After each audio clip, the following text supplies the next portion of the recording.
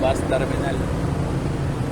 Kasulod sa bus terminal. Nandun nga mga klase-klase mga van na biyahe papuntang Maasin, Bato, Ilocos o Maasin. Siyempre may biyahe din papuntang Tacloban. Ito mga van.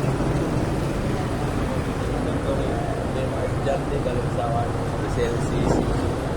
So guys, ito po sa lang.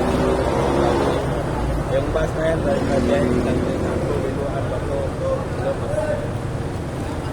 Ay bus na rin mga jeep. Mga jeep. Para mga jeep. Biyahe Malitpok. Parang Malitpok na. Malitpok. O mga wandering nasa schedule sa pagbiyaheng Maasin. Hindi na sila mo lang na ialisan pag hindi puno. So yung papuntang Bato, Tacloban, Ilocos, at saka Maasin. So kung mapuno yung capacity sa kanila halos sa puntang kung saan sila mag-stay. So dito na lang.